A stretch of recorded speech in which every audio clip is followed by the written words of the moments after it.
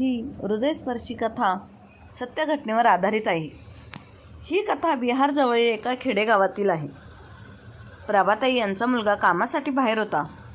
तो त्याच्या आईला भेटायला कधी येत नव्हता. पण शेवटी आई ती आईच असते ना. तिचा तिच्या मुलांमध्ये खूप जीव होता.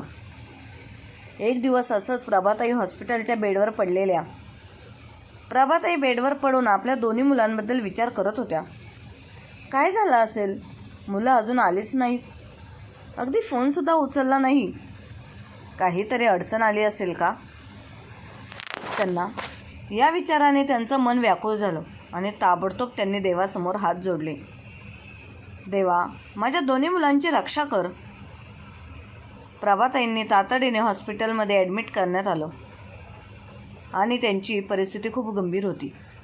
तरीसुद्धा त्या आपल्या मुलांना फोन करत होत्या आणि त्यांचीच काळजी करत होत्या. त्यांनी पुन्हा फोन करण्याचं ठरवलं. कदाचित आता तरी मुलं फोन उचलतील असं म्हणत त्यांनी फोन करण्यासाठी फोन उचलला, पण लगेच पुन्हा खाली ठेवला. नको, अजून थांबते. त्यांनी विचार केला, कदाचित ते कुठेतरी अडकले असतील. मुलांना सांगितलं आहे तर ते नक्की येतील. स्वतःला समजावत प्रभाताई पुन्हा हॉस्पिटलच्या बेडवर बसल्या. त्यांची मुलगी पूजा बाहेरून सगळं पाहत होती. तिच्या मनात विचार आला, आई किती वाट पाहत आहे तिच्या मुलांची. तिचं मन भरून आलं. तिला ठाऊक होतं की दादा येणार नाही, पण ती आईला काय सांगणार? तिचं मन थोडं हळवं झालं. परंतु स्वतःला सावरून ती आतमध्ये गेली आणि आईला औषध द्यायला लागली. आई उठ ना, औषध घ्यायला हवं. प्रभाताई खूप प्रेमाने पूजाला म्हणाल्या, पूजा बाळा, तू खूप सेवा करतेस माझी. थकली असशील ना? पण काळजी करू नकोस, फार दिवस नाही उरले. आता तुझ्या 2 भावांपैकी एक भाऊ लवकरच येईल आणि मला घेऊन जाईल. मग तू हे आपल्या घरी परत जा. तू खूप केलं आहेस बाळा आमचं. देव तुझं भलं करो. औषध घेताना प्रभाताईंच्या डोळ्यात पाणी आलं होतं. हे ऐकून पूजाचं मन स्थिर झालं. तिचे डोळे पाणावले. तिने पटकन खोलीतून बाहेर निघून आपले डोळे पुसले आणि परत स्वच्छ चेहरा करून आतमध्ये आली. अचानक कुठे गेली होतीस बाळा? प्रभाताईंनी कुतूहलाने विचारले. पूजाने स्मितहास्य केले आणि म्हणाले, आई, डोळ्यात कचरा गेला होता, काहीच दिसत नव्हतं. नंतर ती म्हणाली, आई, तुला एक गोष्ट सांगायची आहे. बोल बाळा, काय सांगायचं आहे? प्रभाताईंनी विचारलं. पूजा आईजवळ बसली. तिचा हात हातात घेतला आणि म्हणाली, आई, मी तुला आधीच सांगितलं होतं, तू माझ्याबरोबर येणार ना? प्लीज नको ना नकार देऊ. प्रभाताईंनी हळुवारपणे उत्तर दिलं, बाळा, तुझ्याबरोबर यायला हरकत नाही, पण लोक काय म्हणतील? 2 मुलं असूनसुद्धा आई मुलीच्या घरी गेली तर. आणि तुझा भाऊ येतोय ना लवकरच. थोडा उशीर झालाय, पण तो येणार याची मला खात्री आहे. त्यावर पूजा म्हणाले, आई, लोकांचं काय करायचं आहे? त्यांचं कामच आहे बोलणं. तू का त्यांचा विचार करतेस? मला गरज आहे तुझी. तू आलीस तर मला सगळ्यांची काळजी घेणं सोपं होईल. सासू आजारी असते, त्यांना काही काम करता येत नाही. तुझ्या जावयाला डायबिटीस आहे, त्यांचंही बघावं लागतं. 2 मुलं शाळेत जातात. मी नाही गेले वेळेवर तर घर सगळं बिघडेल. पूजा इतकं बोलून थांबली. तुझं म्हणणं अगदी बरोबर आहे बाळा, पण जाण्यापूर्वी एकदा तुझ्या भावाला विचारून घे. कदाचित त्यांना वाईट वाटेल. हे बघ बाळा, जरी काळ बदलला असला तरी आजही लोकांचं तोंड बंद नाही. मुलगा असताना जर मी मुलीच्या सासरी राहायला गेले तर लोक मला आणि तुझ्या भावांना हसतील आणि मला हे अजिबात नको आहे. माझं संपूर्ण जीवन तुझ्या वडिलांच्या घरातच गेलं. मग म्हातारपणी मी तुझ्या सासरी कसं जाऊ?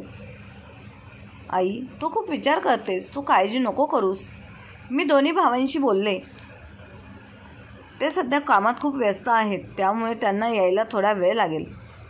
त्यांनी येतोच सांगितलं आहे, पण तू माझ्याबरोबर आलीस तर मला खूप बरं वाटेल. दादा आला की मग तू परत घरी जाऊ शकतेस. पूजाने पुन्हा खूप आग्रह केला आणि आई शेवटी प्रभाताई पूजासोबत जाण्यास तयार झाल्या. परंतु एका अटीवर की मुलं परत आल्यावर त्या घरी परततील. आईची ही अट ऐकून पूजाने ती मान्य केली आणि ती खूप खुश झाली. तिने ताबडतोब आपली बॅग पॅक केली, गाडी बोलावली आणि आईचे आवश्यक सामान, कपडे, औषध घेऊन सासरी जायला निघाली. गाडीमध्ये बसताच प्रभाताईंच्या कपाळावर चिंतेच्या रेषा स्पष्ट दिसू लागल्या. पूजाने हे पाहिलं आणि आईच्या डोक्यावरून मायेने हात फिरवला. म्हणाली, आई काही काळजी करू नकोस, फक्त काहीच दिवस आहेत, मग दादा येतील आणि तू परत घरी जाशील. त्यावर प्रभाताई काही बोलली नाही, फक्त डोळे मिटून घेतले आणि मान हलवली. आईला असं पाहून पूजाच्या डोळ्यात पाणी उभं राहिलं. तिने मनात म्हटलं, मला माफ कर आई या खोट्या गोष्टींसाठी. सुमारे 15 दिवसापूर्वी प्रभाताईंचा एक पाय बाथरूममध्ये पडून फ्रॅक्चर झाला होता. डॉक्टरांनी ऑपरेशन करावं लागेल असं सांगितलं होतं आणि त्यावेळी मुलांनी पैसे पाठवले होते. बहीण भाऊ काही दिवस रुग्णालयात थांबून आईची काळजी घेत होती. प्रभाताईंची मुलं म्हणाली होती, तू खूप व्यस्त आहे. ते खूप व्यस्त आहेत, पण कामातून सुटल्यावर लवकरच आईला घेऊन जातील. पूजा आपल्या पतीसह ताबडतोब आईकडे आली होती. आईचं ऑपरेशन झालं आणि ती रुग्णालयातून घरी आली. पण 10 दिवस झाले तरीही दोन्ही भावांपैकी कुणीही आलं नाही. एक दिवस पूजाने धीर धरून स्वतः फोन केला, दादा मला सुद्धा माझ्या घरी परत जायचे आहे. तुम्ही कधी आईला घेऊन जाणार? दादा काही बोलणार इतक्यात वहिनीने फोन घेतला आणि ती कडवटपणे म्हणाली, त्यांना दुसराही मुलगा आणि सून आहे ना, त्यांना सांगा की आईला घेऊन जा. नेहमी मोठ्या मोठ्या भावाचं नाव का घेतलं जातं? ऑपरेशनसाठी पैसे आम्हीच दिले, म्हणून आता सासूबाईंची काळजी आम्हीच घ्यावी का? थोडी जबाबदारी लहान मुलगा आणि सूनबाईचीही नाही का? आम्ही काही सासूबाईंचा ठेका घेतला आहे का? प्रत्येक गोष्टीसाठी मोठ्या भावालाच का बोलावलं जातं? पत्नीचं बोलणं ऐकून भावानेही मान्य केलं. होय पूजा, तुझ्या लहान भावाला फोन कर, त्यालाच बोल, तोच येईल आईला घ्यायला, आणि आम्हाला सारखा फोन करू नकोस. हे सगळं ऐकून पूजा गप्पच राहिली आणि गुपचूप लहान भावाला फोन केला. लहान भावानं उत्तर दिलं, मोठा दादा आईला घेऊन का जात नाही? मी ऑफिसच्या कामात खूप व्यस्त आहे, मला अजिबात वेळ नाही. पूजाने थोडं समजावण्याचा सुरात सांगितलं, दादा 2 दिवसांसाठी तरी येऊन आईला घेऊन जा, मला सुद्धा माझ्या सासरी जावं लागेल. अजून लहान भाऊ काही बोलायचं म्हणून विचार करतोय तेवढ्याच छोट्या वहिनीने फोन हातात घेतला आणि तिरकसपणे म्हणाली, जेव्हा सासूबाई बऱ्या होत्या, त्यांचे हातपाय व्यवस्थित चालत होते, तेव्हा त्या मोठ्या सुनेसोबत राहायच्या, तिला घरकामात मदत करायच्या, मुलांची देखभाल करायच्या. आता त्या आजारी पडल्या, अंथरुणाला खेळल्यात, तर मग त्यांची काळजी कोण घेणार? जर त्यांना घरी आणलं तर त्यांचं खाणं पिणं, औषध सगळं तुम्हालाच पाहावं लागेल. मला तर त्यांचं दुखणं काढण्याची अजिबात हौस नाही. बायकोचं हे बोलणं ऐकून लहान भावाला काही बोलण्याची हिंमतच झाली नाही. त्याने फक्त एवढंच सांगितलं, पूजा तू काही दिवस आईची काळजी घे, मी लवकरच सुट्टी घेऊन येईल आईला घेण्यासाठी. आणि हो, आईला सांगू नकोस की मी येत नाही, नाहीतर तिला खूप वाईट वाटेल. ठीक आहे दादा, असं म्हणत पूजाने फोन ठेवला. 2-4 दिवस, आठवडा आणि आता 15 दिवस उलटले, पण दोन्ही भावांपैकी कोणीही आलं नाही. तेव्हा पूजाने ठरवलं की ती आईला सोबत घेऊन आपल्या सासरी जाईल. हा विचार करत ती निघाली. सासरी पोहोचताच तिची मुलं धावत आईकडे आली आणि आजीला घट्ट मिठी मारली. आजी आली, आता आपण खूप मज्जा करू, खेळू, 2-2 आजींकडून गोष्टी ऐकायच्या, किती मज्जा येणार. मुलांच्या या बोलण्यावर प्रभाताई हसल्या. विहीनबाई लगेच पुढे येत पाण्याचा तांब्या देत म्हणाली, विहीनबाई तुम्ही इथे आलात हे खूप छान झालं. मुलांच्या सोबत तुमचं मन लागेल आणि बघा, नातवंडांना पाहून तुमचं अर्ध दुखणं बरं होईल. त्यावर प्रभाताई थोडंसं हसून म्हणाल्या, खरंच तुम्ही बरोबर बोलताय. तितक्यात पूजाचा नवरा जावई बापू पाया पडत म्हणाले, आई मी तर त्याच दिवशी पूजाला सांगितलं होतं, जोपर्यंत दादा येत नाही तोपर्यंत आईला आपल्या घरी आणूया. शेवटी आपलंही कर्तव्य आहे. प्रभाताई काहीच बोलल्या नाही, फक्त हलकसा हसल्या. प्रभाताई पहिल्यांदाच आपल्या मुलीच्या घरी आल्या होत्या, त्यामुळे त्यांना थोडंसं संकोच वाटत होता. पूजाच्या सासूबाईंच्या लक्षात हे लगेच आलं. त्यांनी हसत म्हटलं, विहीनबाई, हे घर तुमचंच आहे असं समजा. कोणत्याही प्रकारचा संकोच बाळगू नका आणि जावई बापूही तुमच्या मुलासारखंच समजा.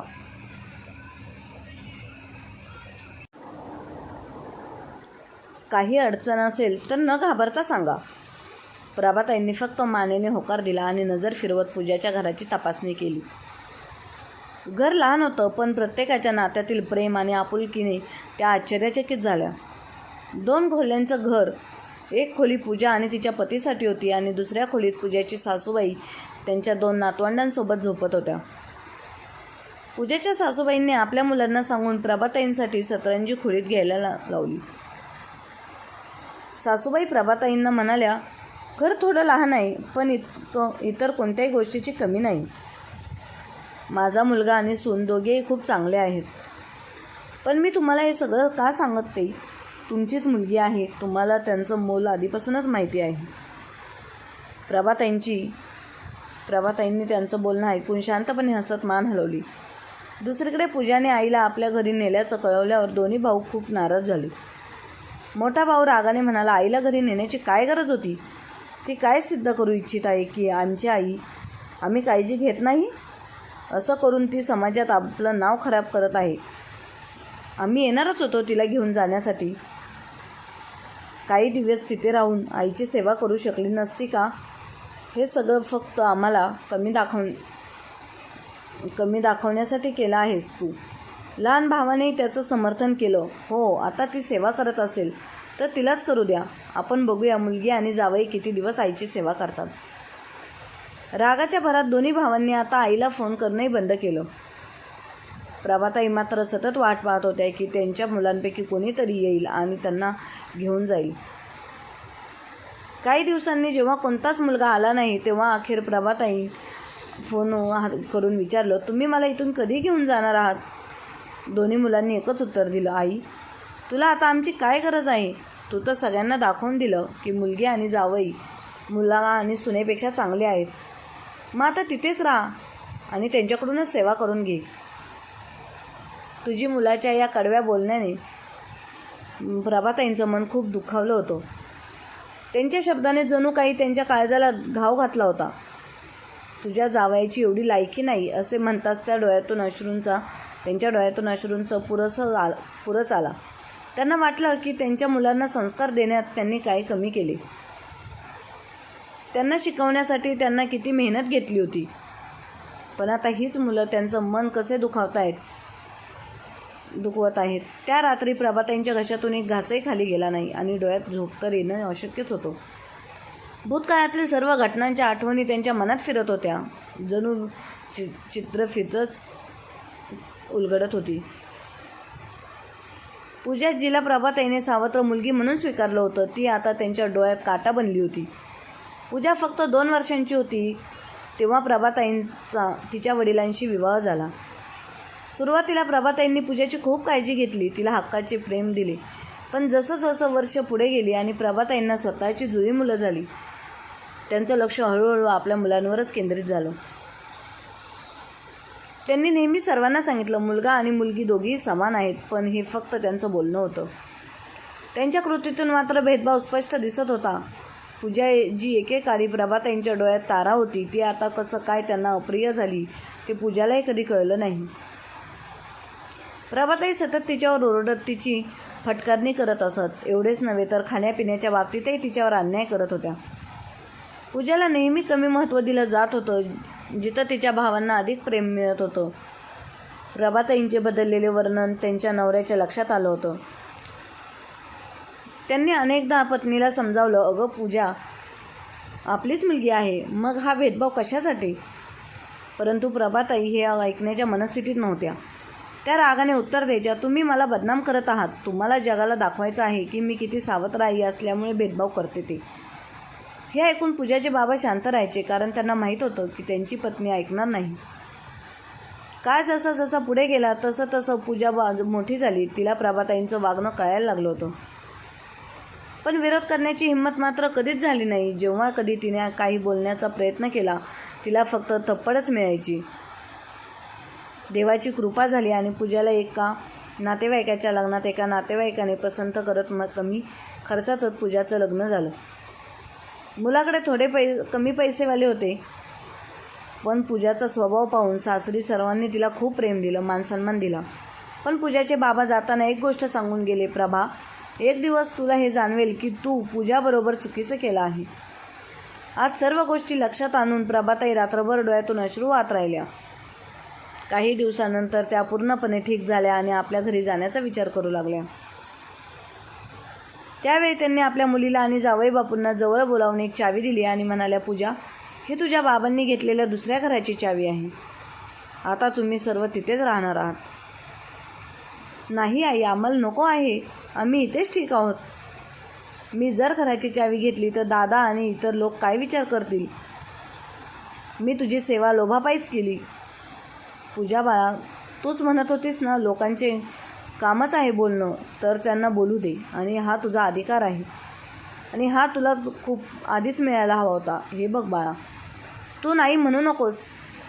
नाही आई, मी चावी घेणार नाही. तेव्हा प्रभाताई म्हणाल्या, पूजा बाळा, हा माझा आशीर्वाद समजून घे. प्रभाताई खूप आग्रह करू लागल्या. तेव्हा पूजा आणि तिचा नवरा नाही म्हणू शकले नाही आणि त्यांनी चावी घेतली. जेव्हा ही गोष्ट त्यांच्या दोन्ही मुलांना आणि सुनांना समजली, तेव्हा त्यांनी खूप धिंगाणा केला. आता समजलं की हे इतकं सेवाकार्य का करण्यात आलं होतं. दोन्ही मुलं धावत गावी आले आणि पूजा आणि तिच्या नवऱ्याला वाईट साईड बोलू लागले. दोन्ही मुलं आणि त्यांच्या बायका प्रभाताईंना म्हणू लागले, आई, तुमच्या डोळ्यावर बांधलेली मुलीच्या आणि जावयाच्या प्रेमाची पट्टी उतरली ना? ती लोक तुमची सेवा का करत होते हे आता समजलं ना? हो बाळा, खरंच उतरली. प्रभाताई म्हणाल्या, खूप घमंड होती की मी 2 मुलांची आई आहे. मी खूप भाग्यशाली आहे. मला जे हवं आहे ते मला मिळाले, खूप सुख मिळेल. पण आज मला समजलं की भाग्यशाली मुलांची आई होण्यातच नाही, तर मुलांना चांगले संस्कार देण्यात आहे. चांगलंच झालं की तुम्ही दोघे मला घेऊन गेले नाही, नाहीतर ही पट्टी कदाचित कधीच उतरली नसती. आणि हो, जर मुलाने आणि सुनेने सेवा केली तर ते कर्तव्य आणि पुण्य झालं. मग मुलगी आणि जावयाने केलेली सेवा लोभी कशी रे? तुम्हाला जितकं मिळायला हवं होतं त्याहून खूप जास्त मिळालेलं आहे. त्यामुळे आता तुमचं तोंड बंद ठेवा आणि आता जा. जे काही उरलं आहे ते माझ्या मुलीचं आहे, म्हणून तुम्हाला बोलण्याचा किंवा बोट दाखवण्याचा काही हक्क नाही.